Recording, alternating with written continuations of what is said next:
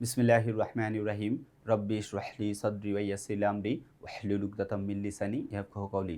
প্রিয় শিক্ষার্থী বন্ধুরা, আমি মোহাম্মদ মানিক রতন আবার হাজির হয়ে গেলাম ইজি ইংলিশ সেকেন্ড পেপার বই থেকে ন্যারেশনের অর্থাৎ ডাইরেক্ট ন্যারেশনকে ইনডাইরেক্ট ন্যারেশন পরিবর্তনের ইম্পারেটিভ সেন্টেন্স নিয়ে। সো কলেজের ভাই বোন, এই পর্বে আমরা ইম্পারেটিভ সেন্টেন্স আলোচনা করব। Let's get it started. Imperative sentence rule 1। Indirect ন্যারেশনে রিপোর্টেড স্পিচের বিভিন্ন অর্থানুযায়ী রিপোর্টিং ভার্বটি পরিবর্তিত হয়, অর্থাৎ বিভিন্ন অর্থ অনুযায়ী পরিবর্তনটা করতে হবে। অর্থ যেমন সে অনুযায়ী রিপোর্টিং ভার্বের পরিবর্তন সেইড বা সেইড টুর পরিবর্তে লিখতে হবে। যেমন এখানে বলছে দেখেন, আদেশ বোঝালে অর্ডার অথবা কমান্ড, উপদেশ বোঝালে অ্যাডভাইস, অনুরোধ বোঝালে রিকোয়েস্ট, ক্ষমা বোঝালে বেগ অথবা পার্ডন, নিষেধ বোঝালে ফরবিড, প্রস্তাব বোঝালে প্রপোজ অথবা সাজেস্ট। আর আদেশ, উপদেশ, অনুরোধ, নিষেধ, ক্ষমা, প্রস্তাব কোনো কিছু না বোঝালে তখন এর পরিবর্তে লিখতে হয় টোল্ড অথবা আস্ক। তবে বাংলাদেশের পার্সপেক্টিভে বেশিরভাগ ক্ষেত্রে টোল্ড ইউজ করা হয়। এখন দেখেন নোট, বক্তা ও শ্রোতার বয়সের পার্থক্য বোঝা না গেলে অর্ডার, কমান্ড, অ্যাডভাইস, ফরবিড এর পরিবর্তে টেল অথবা টোল্ড ব্যবহৃত হয়। এক্সাম্পলের মাধ্যমে এটা আমরা শিখে নেব। এখানে বলা আছে দেখেন, my brother said to me do the work now. তো my brother said to me do the work now. তো আমি প্রথমে যেহেতু রিপোর্টিং ভার্বের কাজ করব, এখানে দেওয়া আছে দেখেন, রিপোর্টিং ভার্বের কাজটা যদি করতে চাই এখানে সেড টু দেওয়া আছে। কি দেওয়া আছে? Said to. এটার পরিবর্তে অর্ডার বলবে, কারণ এটা আদেশ বোঝানো হয়েছে। কি বোঝানো হয়েছে? আদেশ। তো আদেশ বুঝালে আমরা জানি অর্ডার ব্যবহার করতে হয় অথবা কমান্ড। তবে এখানে ঊর্ধ্বতন কর্মকর্তা যখন অধস্তন কোনো কর্মকর্তাকে আদেশ দেয় তখন কমান্ড ব্যবহার করতে হয়, স্বাভাবিকগুলোতে অর্ডার ইউজ করতে হয়। My brother ordered me, comma inverted কমার পরিবর্তে টু ব্যবহার করতে হয়। এই রুলসগুলো আসবে। এইবার এই যে টুটা ব্যবহার করলেন দেখেন, এই টুটাকে বলা হয় ইনফিনিটিভ টু। কি বলা হয়? অর্থাৎ ইনফিনিটিভ টু প্লাস V1। এটা হচ্ছে রুলস। অর্থাৎ ইনফিনিটিভ টু এর পর চিরজীবনে আমাকে কি ব্যবহার করতে হবে? V1 ব্যবহার করতে হবে। এর জন্য দেখেন, my brother ordered me two, এরপরে ডু লিখছি, টু ডু দ্য ওয়ার্ক দেন। নাও থাকলে কি লিখতে হয়? দেন। অর্থাৎ কোয়েশ্চেনে নাও থাকলে আনসারে দেন লিখতে হয়। এই জন্য এখানে দেন লিখে দিছি। রুল নাম্বার 2, রিপোর্টেড স্পিচটি মূল ভার্ব দ্বারা শুরু হলে ইনডাইরেক্ট স্পিচে ইনভার্টেড কমার পরিবর্তে টু ব্যবহৃত হয়, যেটা আমি আগেই বললাম। মানে মূল ভার্ব দ্বারা শুরু হলে। Example direct, teacher said to the students always help the poor. Teacher said to the students always help the poor. আগে আমরা রিপোর্টিং ভার্বের কাজটা সম্পূর্ণ করে নেই। এটা রিপোর্টিং ভার্ব, সেড টু আছে। এর পরিবর্তে শিক্ষক ছাত্রছাত্রীদেরকে বলেন যে অলওয়েজ হেল্প দ্য পোর, সর্বদাই দরিদ্রকে সাহায্য করো। তার মানে একজন শিক্ষক স্টুডেন্টকে যখন এই কথা বলেন, এটা দ্বারা উপদেশ বোঝানো হয়। তো উপদেশ বোঝালে রিপোর্টিং ভার্ব সেড টুর পরিবর্তে আমরা অ্যাডভাইস লিখবো। কি লিখবো? অ্যাডভাইসড। এখন প্রশ্ন হচ্ছে কেন অ্যাডভাইসড লিখবো? প্রশ্ন আমরা এখানে তো অ্যাডভাইস লিখে রাখছি। দেখেন কার পরিবর্তে ব্যবহার করতেছি? সেইড হচ্ছে V2। এই যে সেইড লেখা আছে, খেয়াল করেন কল যাবে রিপোর্টিং ভার্ব সেইড লেখা আছে, এটা হচ্ছে V2। তো সেইডের পরিবর্তে যাকে বসাবেন তারও V2 হতে হবে। তো অ্যাডভাইস এটা হচ্ছে মূল ওয়ার্ড, তো এইটার V2 হচ্ছে অ্যাডভাইসড। এই জন্য দেখেন আনসারে অ্যাডভাইস লিখতে হয়েছে। Teacher advise the students, comma inverted কমার পরিবর্তে টু ব্যবহার করতে, to help the poor always, adverb always শেষে ব্যবহার করব। আচ্ছা, রুল নাম্বার 3 দেখি। রুল নাম্বার 3তে কি দেওয়া আছে? রিপোর্টেড স্পিচটি নেগেটিভ হলে ইনভার্টেড কমার পরিবর্তে নট টু ব্যবহৃত হয়, অথবা রিপোর্টিং ভার্ব হিসেবে ফরবিড এবং ইনভার্টেড কমার পরিবর্তে টু ব্যবহৃত হয়। তার মানে আমরা কি শিখলাম? যে রিপোর্টেড স্পিচের সেন্টেন্সটা যদি নেগেটিভ থাকে, অর্থাৎ ইম্পারেটিভ সেন্টেন্সটা যদি নেগেটিভ দেওয়া থাকে, এর পরিবর্তে আমরা নট টুও লিখতে পারি অথবা ফরবিডও লিখতে পারি। যেমন দেখেন, mother said to me don't be irregular in your study. Mother said to me don't be irregular in your study. এই যে ডোন্ট লেখা আছে, কি লেখা আছে? ডোন্ট লেখা আছে। এটা হচ্ছে নাবোধক দিয়ে শুরু, ইম্পারেটিভ সেন্টেন্সের নেগেটিভ। তো ইম্পারেটিভ সেন্টেন্সের নেগেটিভ হলে আমরা দুইভাবে লিখতে পারি। প্রথমটা হচ্ছে নট টু দিয়ে লিখবো। তাহলে এটা দেখেন, don't be irregular in your study, মা বলতেছে, তার মানে উপদেশ দিচ্ছে পড়াশোনায় অনিয়মিত হয়েও না। মা সন্তানকে এটা কি বলছে? উপদেশ দিচ্ছে, আমাকে উপদেশ দিচ্ছে, আমাকে উপদেশ দিচ্ছে। তার মানে বোঝা যাচ্ছে এটা একটা উপদেশের ক্ষেত্রে আমরা কি ব্যবহার করবো? অ্যাডভাইস। তাহলে দেখেন, mother said to reporting verb, এর পরিবর্তে লিখবে অ্যাডভাইস, যেহেতু উপদেশ দিচ্ছে। Mother advised me, comma inverted কমার পরিবর্তে আমরা যেহেতু নেগেটিভ আছে এর পরিবর্তে নট টু লিখবো, এই জন্য দেখেন এখানে নট টু লিখেছে। নট টু, যখন টু লিখে ফেলছেন এই টুটাকে বলা হয় ইনফিনিটিভ টু, আর আমরা জানি ইনফিনিটিভ ভার্বের বেস ফর্ম। ডোন্ট কিন্তু আর লেখা যাবে না, কারণ ডোন্টের পরিবর্তে তো আপনি নট লিখেই ফেলছেন নেগেটিভ। তার নট টু ভার্ব থেকে শেষ পর্যন্ত be irregular in your study. ইউরটা হচ্ছে সেকেন্ড পারসন, ও ধরবে অবজেক্টকে। সেকেন্ড পারসনের কি অবস্থায় আছে? সেকেন্ড পারসনের দেখেন এটা পসেসিভ ফর্ম আছে, তার মানে আমাকে পসেসিভ ফর্ম লিখতে হবে। তাহলে মি এর পসেসিভ ফর্ম হচ্ছে my study. Mother advised me not to be irregular in my study. আচ্ছা, mother forbade me to be irregular in my study. দেখেন মাদার সেই টুর পরিবর্তে আমরা লিখবো ফরবেড। নেগেটিভ থাকলে কি লিখতে পারি? ফরবেড। ফরবেড মানে নিষেধ করা। তারপরে ডোন্ট নেগেটিভ এই টাইপের যদি ইম্পারেটিভ সেন্টেন্স থাকে ডেফিনেটলি আমরা কি লিখবো? ফরবেডও লিখতে পারবো। অর্থাৎ ফরবিড হচ্ছে V1, এর V2 লিখতে হবে, এই জন্য forbade. Mother forbade me comma inverted কমার পরিবর্তে টু, ইনফিনিটিভ টু, তার মানে ভার্ব থেকে শেষ পর্যন্ত be irregular in my study. Don't কিন্তু উঠে যাবে, কারণ না বোধকের পরিবর্তে আপনি ফরবেড লিখে দিলেন। একটা বাক্যে ডাবল নেগেটিভ ব্যবহৃত হতে পারে না, এর জন্য এখানে লিখতে হবে ফরবেড, আর এখানে লিখতে হবে বি থেকে শেষ পর্যন্ত। আচ্ছা, রুল নাম্বার 4, রিপোর্টেড স্পিচটি প্লিজ দ্বারা শুরু হলে ইনডাইরেক্ট স্পিচে রিপোর্টিং ভার্ব হিসেবে রিকোয়েস্টেড এবং প্লিজের পরিবর্তে কাইন্ডলি ব্যবহৃত হয়। তবে কেবল প্লিজ বাদ দিয়েও ইনডাইরেক্ট স্পিচ পরিবর্তন করা যায়, তার মানে কাইন্ডলি না লিখলেও হবে। যেমন দেখেন, Munni shed to me please give me a glass of water. তাহলে মুন্নি সেড টু মি, এখানে মুন্নি সেড টু মি, এই সেড টু মি এটা হচ্ছে রিপোর্টিং ভার্ব। প্লিজ দয়া করে give me a glass of water, দয়া করে আমাকে এক গ্লাস পানি দাও। Munni shed to me give me a glass of water. এই বাক্যটাকে যখন আমি ইনডাইরেক্ট করব, রিপোর্টিং ভার্বের পরিবর্তে তাকে রিকোয়েস্টেড লিখতে হবে। কেন? প্লিজ দয়া করে অনুরোধ করতেছে, এই জন্য আমি দেখেন রিকোয়েস্টেড লিখছি। Munni requested me, comma inverted কমার পরিবর্তে টু লিখতে হয়, লিখলাম টু। প্লিজ এটাকে যখন আমি বাদ দিয়ে দেবো এই প্লিজটাকে, এটার পরিবর্তে কি ব্যবহার করতে হয়? কাইন্ডলি। তাহলে Munni requested me to kindly give her a glass of water, give her a glass of water. আচ্ছা, অথবা প্লিজের পরিবর্তে আপনি কাইন্ডলি না লিখলেও চলবে। যেমন দেখেন,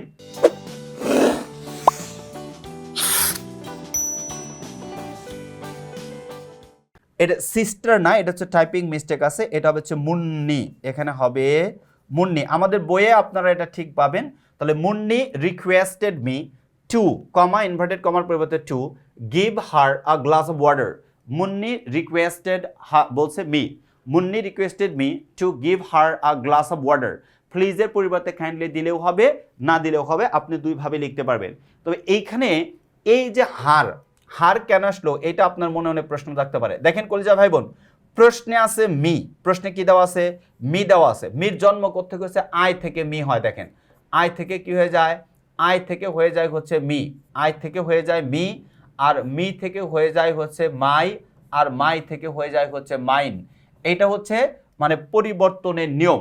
এখন আমি এখানে মনে হয় সেকেন্ড মানে ফার্স্ট পারসন আছে, এই মি ধরবে হচ্ছে সাবজেক্ট মুন্নিকে। কাকে ধরবে? মুন্নিকে ধরবে। ফার্স্ট পারসন সবসময় সাবজেক্টকে ধরে পরিবর্তন হয়, সেকেন্ড পারসন সবসময় অবজেক্টকে ধরে পরিবর্তন হয়, থার্ড পারসনের কোনো পরিবর্তন করা যায় না।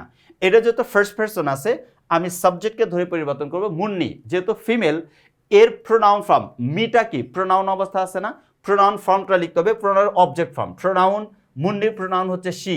আচ্ছা, আমি এখানে ইচ্ছা করলে শি লিখতে পারবো না, কারণ এইখানে তো সাবজেক্ট অবস্থায় নাই। মিটা কি সাবজেক্ট অবস্থায় আছে? নাই, আছে কি অবজেক্ট অবস্থায়। তার মানে আমাকে শিটা যে সাবজেক্ট, এর অবজেক্ট আনতে হবে। শি হচ্ছে সাবজেক্ট, এর অবজেক্ট ফর্ম হচ্ছে হার, এর অবজেক্ট ফর্ম পসেসিভ ফর্ম হচ্ছে হার, তার মানে আমাকে হারটা লিখতে হবে। এই জন্য এখানে হার বসছে, অর্থাৎ Munni requested me to kindly give her a glass of water, or Munni requested me to give her a glass of water. প্লিজের পরিবর্তে কাইন্ডলি লিখলেও হবে, না লিখলেও হবে, অ্যাজ ইউর উইশ। আচ্ছা, আমরা যদি পরের রুলসটা দেখি, নোট, রিপোর্টেড স্পেসটি নেগেটিভ হলে কাইন্ডলি ব্যবহৃত হয় না। যখন নেগেটিভ হবে তখন কাইন্ডলি একেবারেই ব্যবহার করতে পারবেন না, ইচ্ছা করলে ব্যবহার করতে পারবেন না। এক্সাম্পল, ডাইরেক্ট নারেশন দেখেন, I said to my friend, I said to my friend please don't force me to participate in the game, please don't force me to participate in the game. খেলায় অংশগ্রহণ করার জন্য আমাকে জোরাজুরি করো না, দয়া করে খেলায় অংশগ্রহণ করার জন্য আমাকে জোরাজুরি করো না। আমাকে মানে বলছে খেলায় অংশগ্রহণ করার জন্য আমাকে দয়া করে জোরাজুরি করো না। এই যে কথাটা বলছে এটা কিন্তু নেগেটিভ আছে। ইচ্ছা করলে প্লিজের পরিবর্তে আমি এখানে কাইন্ডলি লিখতেই পারবো না, মানে লেখাই যাবে না। ডোন্ট থাকলে, নেগেটিভ থাকলে লেখা যাবে না। তার মানে আই রিকোয়েস্টেড মাই ফ্রেন্ড, আমি আমার বন্ধুকে অনুরোধ করলাম। সেটটি হচ্ছে রিপোর্টিং ভার্ব, এর পরিবর্তে সেটটি হচ্ছে রিপোর্টিং ভার্ব, এর পরিবর্তে বলবে হচ্ছে রিকোয়েস্টেড, লিখলাম requested. I requested my friend, comma inverted কমার পরিবর্তে যেহেতু নেগেটিভ আছে, ডোন্ট আছে, এজন্য নট টু হবে। কি হবে? নট টু হবে। নট টু, এরপরে ইনফিনিটিভ টু, এরপরে ভার্বের বেস ফর্ম মানে first, not to first to me, not to first me, এই যে এখানে টুটা, এটা হচ্ছে টাইপিং মিস্টেক, এটা হবে না। Not to first me to participate in the game, not to first me to participate in the game. তার মানে এই যে বাক্যটা দেওয়া আছে সেটা হচ্ছে প্লিজ থাকা সত্ত্বেও যদি বাক্যটা নেগেটিভ হয় তাহলে আপনি কোনোভাবে কাইন্ডলি ব্যবহার করতে পারবেন না। কিন্তু যদি নেগেটিভ না হয়, ইচ্ছা করলে আপনি প্লিজের পরিবর্তে কাইন্ডলি ব্যবহার করতেও পারেন, নাও করতে পারেন, অ্যাজ ইউর উইশ। আর এখানে অ্যাজ ইউর উইশ না, বাধ্যতামূলকভাবে আপনাকে লেখা যাবে না। এজন্য আনসার হয়ে গেছে I requested my friend not to force me to participate in the game, not to force me to participate in the game. Rule number 5, প্রস্তাবনা বোঝাতে রিপোর্টেড স্পিচটি লেটস অথবা লেটাস দিয়ে শুরু হলে ইনডাইরেক্ট স্পিচে কিভাবে পরিবর্তন করব মাথায় রাখতে হবে কিন্তু কলজা ভাই বোন। লেটস অথবা লেট আস থাকতে হবে। Let me, let you, let her, let Karim থাকলে কিন্তু চলবে না। লেটস থাকতে হবে অথবা লেট আস, এই দুইটা জিনিসটা একটা থাকতে হবে। তাহলে কিভাবে পরিবর্তন করব? নাম্বার 1 বলছে রিপোর্টিং ভার্ব হিসেবে প্রপোজ টু অথবা সাজেস্ট ব্যবহৃত হয়, প্রপোজ টু অথবা সাজেস্ট ব্যবহৃত হয়। নাম্বার 2 ইনভার্টেড কমার পরিবর্তে দ্যাট ব্যবহার করতে হয়। স্বাভাবিক নিয়ম মাথায় রাখবেন, কিন্তু স্বাভাবিকভাবে জানি ইম্পারেটিভ সেন্টেন্সে কমা এবং ইনভার্টেড কমা এইগুলোর পরিবর্তে টু ব্যবহৃত হয়। কি ব্যবহৃত হয়? টু ব্যবহৃত হয়। কিন্তু যখন আপনি রুল নাম্বার 5 আসবেন, অর্থাৎ লেটস অথবা লেট আস দ্বারা যদি ইম্পারেটিভ সেন্টেন্স থাকে এবং এইটা প্রস্তাব বোঝায়, প্রস্তাবের ক্ষেত্রে রিপোর্টিং ভার্বের পরিবর্তে প্রপোজ টু অথবা সাজেস্ট ব্যবহার করতে হয়। তবে কমা ইনভার্টেড কমার পরিবর্তে টু ব্যবহার করা যাবে না, এই টুটা ব্যবহার করা যাবে না। এইটার পরিবর্তে ব্যবহার করতে হবে দ্যাট। কনজাংশন হিসেবে কি ব্যবহার করতে হবে? দ্যাট ব্যবহার করতে হবে। কনজাংশন হিসেবে দ্যাট ব্যবহার করতে হবে, মাইন্ড ইট। তাহলে দেখেন নাম্বার 3 রিপোর্টেড স্পিচ এর সাবজেক্ট হিসেবে উই অথবা দে ব্যবহৃত হয়। যখন আপনি আনসার লিখবেন রিপোর্টেড স্পিচ এর সাবজেক্ট হিসেবে উই অথবা দে ব্যবহৃত হয়। Number 4 and final 1 reported speech এর সাবজেক্ট এরপর শুড ব্যবহৃত হয়। রিপোর্টেড স্পিচ এর সাবজেক্ট এরপর শুড ব্যবহার করতে হবে, এটা বাধ্যতামূলক, মাথায় রাখতে হবে। আর একটা কথা এইখানে একটু ঝামেলা, রিপোর্টিং ভার্ব হিসেবে প্রপোজ টু কখন বসবে? যদি অবজেক্ট থাকে, অর্থাৎ সেই টু, মনে রাখেন রিপোর্টিং ভার্ব যদি সেই টু থাকে তাহলে আনসারে প্রপোজ টু লিখতে হবে। আনসারে কি লিখতে হবে? প্রপোজড টু লিখতে হবে। কিন্তু প্রশ্নে যদি শুধু সেইট থাকে, প্রশ্নে যদি শুধু সেইট থাকে রিপোর্টিং ভার্ব হিসাবে, আপনি প্রপোজের পরে অবশ্যই টু লিখতে পারবেন না, এটা কিন্তু মাথায় রাখতে হবে। শুধু প্রপোজ লিখতে হবে। অবজেক্ট থাকলে আমি টু লিখতে পারবো, অবজেক্ট না থাকলে টু লিখতে পারবো না। তবে আমি একটা সূত্র পালন করতে পারি, সেইডের পরে টু থাকলে প্রপোজডের পরে টু হবে, আর সেইডের পরে টু না থাকলে প্রপোজডের পরে টু হবে না। একদম সহজ কথা, এক্সাম্পলের মাধ্যমে শিখে নেব, তার নোটটা পড়ে নেই।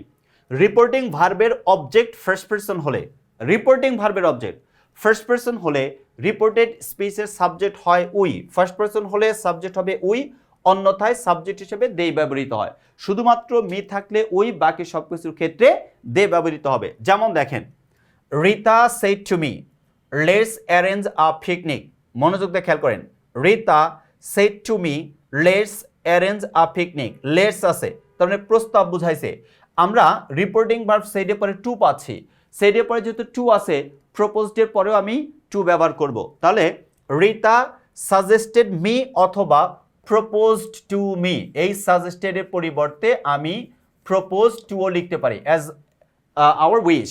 তার মানে রিতা প্রপোজ টু মি অথবা সাজেস্টেড মি, কমা ইনভার্টেড কমার পরিবর্তে কনজাংশন দ্যাট লিখতে হবে, লিখলাম দ্যাট।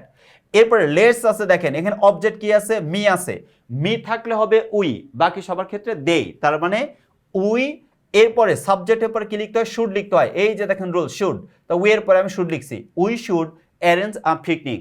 এই ভার্বের পরিবর্তন করা যাবে না, কারণ শুড হচ্ছে মোডাল অক্সিলারি ভার্ব। আমরা জানি মোডাল অক্সিলারি ভার্বের পরে মেইন ভার্বের বেস ফর্ম ব্যবহার করতে হয় অ্যাক্টিভের ক্ষেত্রে। সো এখানে আনসার হবে we should arrange a picnic, অর্থাৎ Rita suggested me or proposed to me that we should arrange a picnic.